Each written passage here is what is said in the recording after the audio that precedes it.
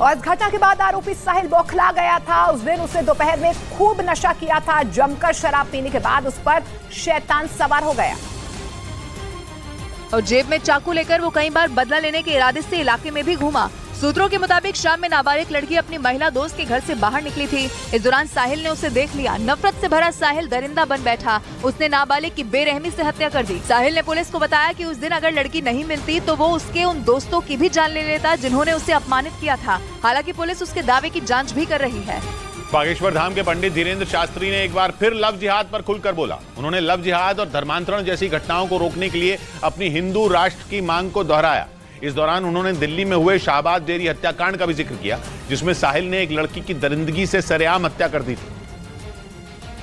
और इस मामले का जिक्र करते हुए धीरेन्द्र शास्त्री ने लव जिहाद जैसी घटनाओं को रोकने की मांग की और लव जिहाद और धर्मांतरण जैसी घटनाओं को रोकने के लिए हिंदू राष्ट्र को जरूरत बताया और एक बार फिर अपनी हिंदू राष्ट्र की मांग को दोहराया। जब तक हिंदू राष्ट्र नहीं होगा तब तक ये लव जिहाद, तब तक ये धर्मांतरण तब तक बंद नहीं होगा। इससे पहले भी धीरेन्द्र शास्त्री अपने मंचों से लव जिहाद और धर्मांतरण जैसे मामलों को उठाते रहे हैं और कई बार हिंदू राष्ट्र की मांग कर चुके हैं। और नागपुर में कार्यक्रम में आरएसएस प्रमुख मोहन भागवत ने इस्लाम पर बड़ा बयान दिया है। उन्होंने कहा कि पूरी दुनिया में इस्लाम का आक्रमण हुआ है, लेकिन आज भारत देश में ही इस्लाम सबसे ज्यादा सुरक्षित है। उन्होंने ये भी कहा कि हमारे देश की विविधता अलगाव का कारण नहीं बनती। और आरएसएस प्रमुख मोहन भागवत ने उन लोगों को सख्त संदेश दिया है जो देश में नफरत फैलाने में जुटे हुए हैं और धर्म के नाम पर माहौल खराब करने की कोशिश कर रहे हैं। उन्होंने कहा कि हिंदू मुस्लिम एकता इस देश की विरासत है और इस्लाम धर्म भारत में सबसे ज्यादा सुरक्षित है। विदेशी तो यहाँ से चले गए, लेकिन इस्लाम की पूजा कहाँ सुरक्षित चलती, यही सुरक्षित चलती। आरएसएस प्रमुख मोहन भागवत ने कहा कि इस्लाम ने पूरी दुनिया में आक्रमण किया था और ये स्पेन से मंगोलिया तक छा गया था, लेकिन सैकड़ों सालों बाद भी भारत ही इस्लाम धर्म के लिए सबसे सुरक्षित देश है। लेकिन कुछ लोग इन बातों को भूलकर नफरत फैलाने वाली नीति पर काम कर रहे हैं। आरएसएस प्रमुख मोहन भागवत ने विदेशों में देश को बदनाम करने वालों पर भी निशाना साधा। उन्होंने इशारों में राहुल गांधी के बयान पर सवाल उठाए और कहा कि विदेश में भारत को नीचा दिखाने वाले देश के शत्रु हैं। देश के बाहर तो भारत को नीचा दिखाना चाहने वाले शत्रु है। अपने स्वार्थ के लिए भारत को दबाए रखने वाले, आपस में झगड़ता लड़ता रखना चाहने वाले लोग हैं। आरएसएस प्रमुख ने कहा कि देश के बाहर भारत को नीचा दिखाने वाले भी देश के शत्रु हैं और ऐसे लोगों से हमें सावधान रहने की जरूरत है, क्योंकि ये भी अपने फायदे के लिए देश को तोड़ने की साजिश रचते रहते हैं। और हिंदू राष्ट्र पर आरएसएस प्रमुख मोहन भागवत ने बड़ा बयान दिया। नागपुर में कार्यक्रम में उन्होंने कहा कि शिवाजी महाराज का स्वराज ही हिंदू राष्ट्र है। उन्होंने स्वयं सेवकों से शिवाजी महाराज के संकल्पों का अनुसरण करने को कहा।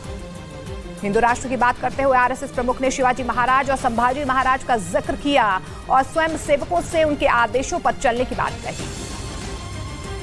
इस दौरान मोहन भागवत ने शिवाजी महाराज आदर्शों का जिक्र किया और कहा कि उन्होंने साफ तौर पर हिंदू स्वराज की घोषणा की थी और उनका स्वराज ही हिंदू राष्ट्र है। इस देश के प्रति नाता रखने वालों को उन्होंने सुरक्षित किया।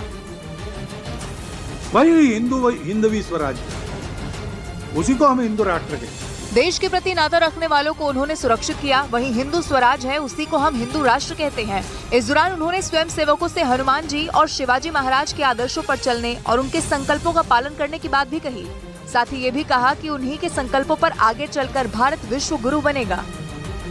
और बड़ी खबर जम्मू कश्मीर से आ रही है, जहां पर राजौरी में एक आतंकी को ढेर कर दिया गया है। सेना और आतंकियों के बीच राजौरी में मुठभेड़ चल रही है। सुरक्षा बलों ने 2 से 3 आतंकियों को घेर लिया है। एक आतंकी को ढेर कर दिया गया है। तो बड़ी खबर आपको बता दें, राजौरी में एक आतंकी ढेर किया गया है। यहां पर आतंकियों और सुरक्षा बलों के बीच मुठभेड़ लगातार जारी है। 2 से 3 आतंकियों को सुरक्षा बलों ने घेर लिया है।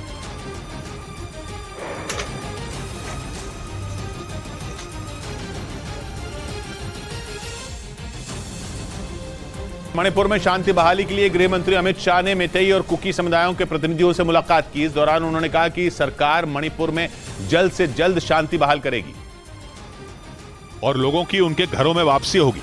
मेतेई और कुकी दोनों मणिपुर के अहम समुदाय हैं। अमित शाह दोनों के प्रतिनिधियों से मिले, जिसके बाद उन्होंने हिंसा के दोषियों को सजा दिलाने का भरोसा दिलाया।